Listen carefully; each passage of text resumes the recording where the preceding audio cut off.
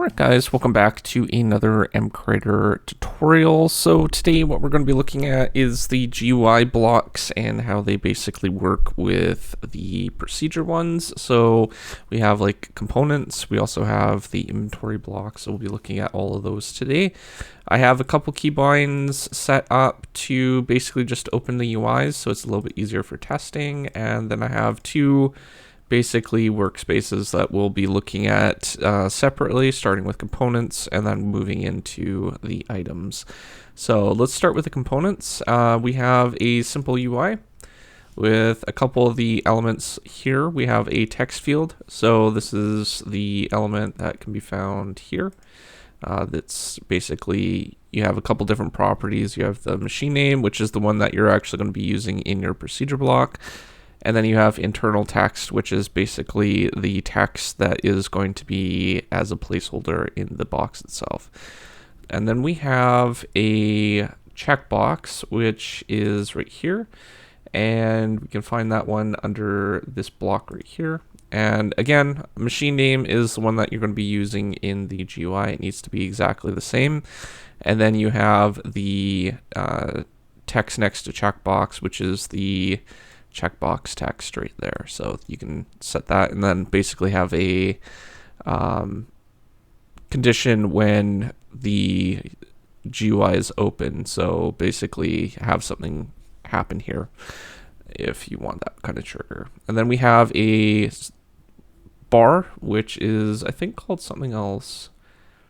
Slider. So it's called a slider. And basically what this is it allows you to set a kind of a value between a certain number, and you have different step sizes and stuff like that. So we have a lot more settings in here.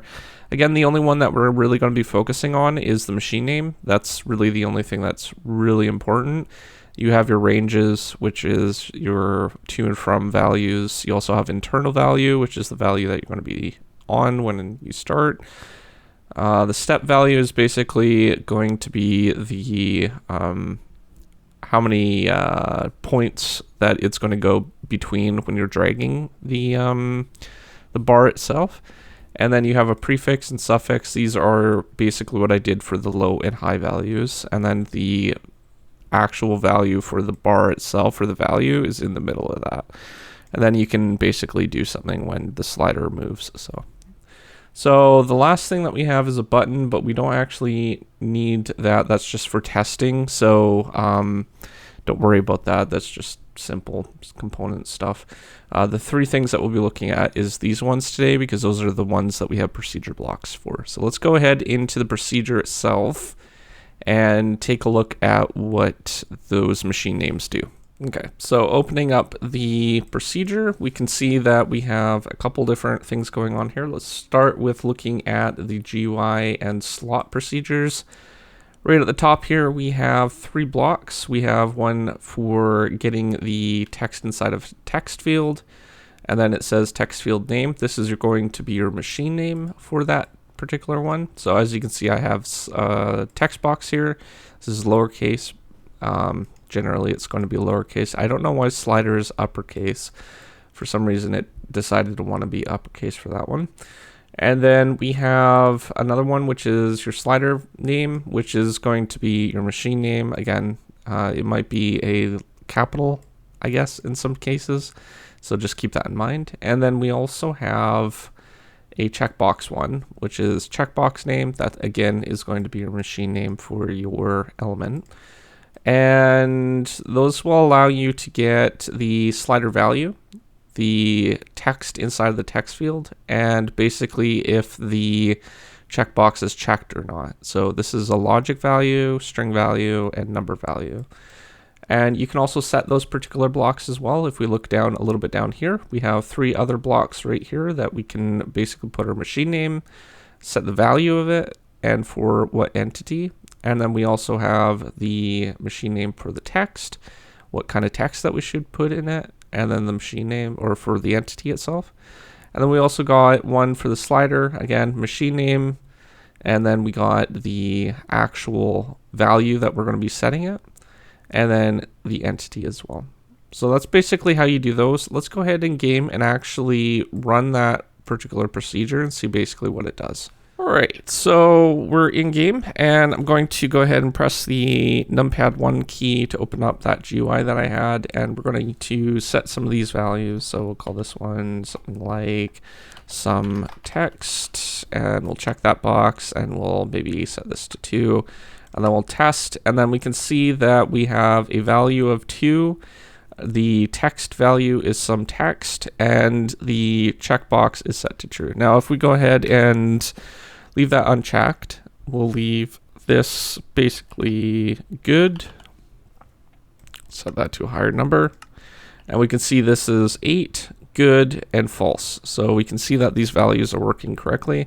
Now, if we don't do anything to the checkbox or the text, then it's just going to output no text because there's not actually any value in there. Even though it says text, this is just placeholder text, so it's not actually going to be counting as the text value. So that's important for actually knowing when you're working with these GUIs, because even though it says something doesn't mean that it's actually valid unless you type something into the actual box itself.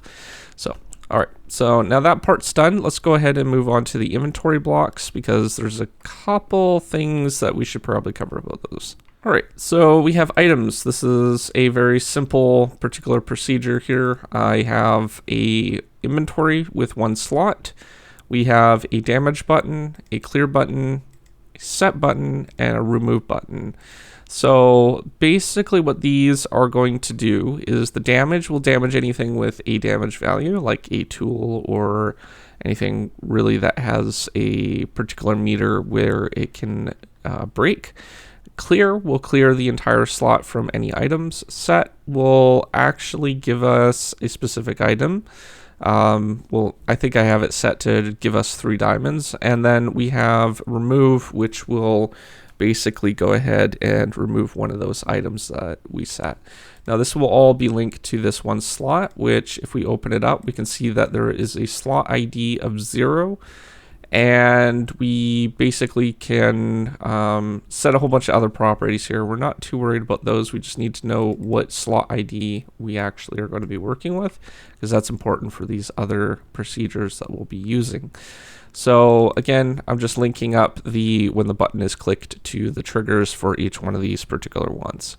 So that's a rundown of the slots. Let's take a look at the item damaged first. So if we open the item damage one, we have a couple different values. We have a deal 1 damage in slot 0 of the current GUI. So this is basically when the GUI is open, we're going to be running this particular block right here. And the slot ID is basically this one right here, where the damage that we're actually dealing is this particular one. And then we're just doing it for that provided entity. So when we actually run this procedure, it's going to deal damage to that particular slot. And then we have the slot clear. So slot clear is basically going to use that same slot ID. So we can basically clear everything in the inventory and make it empty. We can also find that under this particular tab, which is clear slot of current GUI and then the entity. And then we have a remove item one. So this one will basically target whatever item is in the current slot that we select with the slot ID, this one right here. And it's going to remove one of those items for that particular entity. So we can find that one a little bit further down, right down here, which will allow us to basically get and remove that particular item. The last one is set item, which we're going to set 3 items of the diamond item, and this is going to be in the slot ID of 0. So make sure that when you're working with these IDs that you're going to actually be targeting a proper slot, because if there isn't a slot there, you're going to crash, because it can't actually do anything in a slot that doesn't exist, right? So it makes sense to make sure that the ID is correct. So again, we have the entity that we can target as well. So let's go ahead in game and test some of this out, and then we'll come back and do some extra stuff with the item, the remove and set item ones. All right, for this one, I have a GUI keybind for slot 2. So we have all this, and we'll start with the set and remove one. So if we set, we can see that 3 items of diamonds are put into the inventory. We can remove those items by pressing the remove button. And if I go ahead and grab a cheap weapon like a wooden sword and then open up the GUI, we can go ahead and put that into the slot here, and we can deal damage to this particular item. So as you can see, the bar is actually shrinking when we're damaging it. And we can also clear, which will clear the entire inventory. We can do that with other items as well. So that's basically the fundamental stuff. There is one last catch with these particular GUIs, and that is if we have it in here and leave, you can see that a diamond actually ended up in our inventory. So if we try to keep stuff in the inventory, it's not going to actually be able to be in that particular slot. So it just gets added to our inventory because this isn't technically bound to any particular entity or block or even item for that matter. So it's just a simple GUI without anywhere to store that data.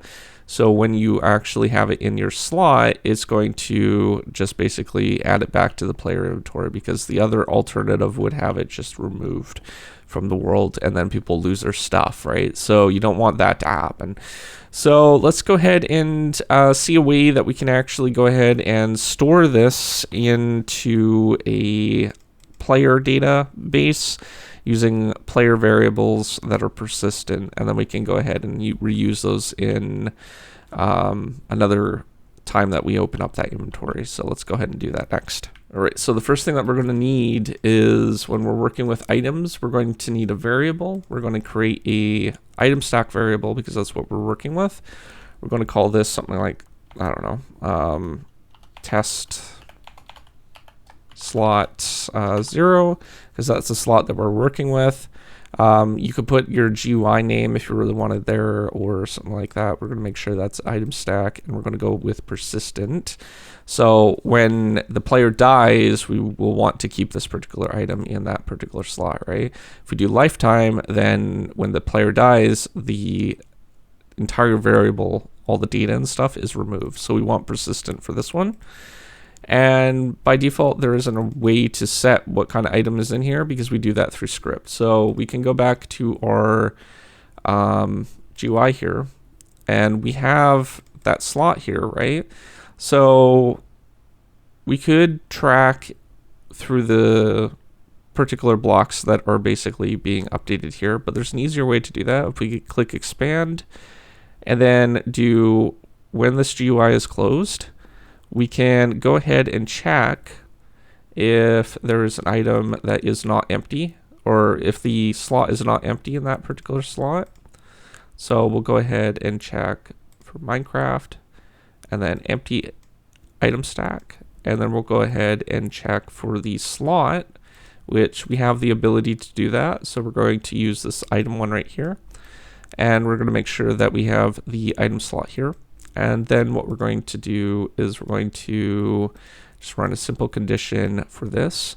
And if it is not empty, so we want to not block, then what we want to do is we want to basically set this to the item that is in that slot. And then, because if we do that right now and not remove it, then we will not, it will basically give it back to the player, right? So what we want to do is we want to clear that slot after we do that. So that's basically the setup that we would use to go ahead and basically store the item. Now, if we wanted to actually get the item, then we do when inventory is open, and then we basically do a very similar thing with that. We go ahead and test for an item. We're going to check if the variable this time is not empty. So we need a not block for this one. And then what we're going to do is we're going to check if the item stack is not an empty one. And finally, what we can do is we can set that particular item to the slot. So what we would do is we would get the item from that particular one from our variable. And then what we need to do is we need to get the amount from that item. So we can't really get the item slot from here, so that's not going to work. But we could technically do that in the future if we wanted to move between slots and stuff. But that's not what we're going to do. We're going to go to item procedures, item data, and then get the current number of that particular variable type, because it also stores the count of the item in that, and then we can basically add it to our slot 0. So this will only happen if the slot isn't empty. So that's really good. If it is empty, then we might want to actually add a catch. And if there's any items in that particular inventory already, we might just want to basically not do anything. So we might just want to clear the slot, even though that it might be empty on when we open it. Just in case there is a binding inventory or something like that, it would be really important to basically clear it. So we could just clear it with an else statement. That should be fine. And the other thing that we would probably want to do with the other one is do the same. So if it is empty, then we just want to basically set the variable type to an empty stack inventory. So we would basically go ahead and apply the empty one to the GUI. So this would basically allow us to set the value to an empty value, and then it won't actually make sure to add it the next time that it's opened, right? So if we don't do that, then it's basically just going to remain with that same item, and then it will create a loop. So we don't want to do that. So let's go ahead and save that and test in game how this basically works. All right, so let's go ahead over here and we'll go ahead and open up that inventory. We'll basically put that in there, and then we close. We don't see any diamond in our inventory at the moment, as we can see here. Let's go ahead and open that inventory again. We got the diamond back. So that's basically how you can store that particular item in a slot when you're working with an unbound inventory. When you're working with things like inventories for blocks, entities, or items, those are all bound to that particular item or entity or block. So you don't really have to worry about the persistent variables in that case, because it's already got a place to store it. But when you're working with the blocks that we've been working with today, then that's basically when you would use the value itself. So hopefully that helped with your projects today. If you are new to my channel, don't forget to subscribe, comment down below, rate the video. And if you want to hang out on a Discord server, I also have a Discord server where I have MCreator channels, as well as post news and updates about other things that I'm working on. So if you're interested in that, definitely consider joining. And I will see you guys in the next one. Thanks for watching. Peace out.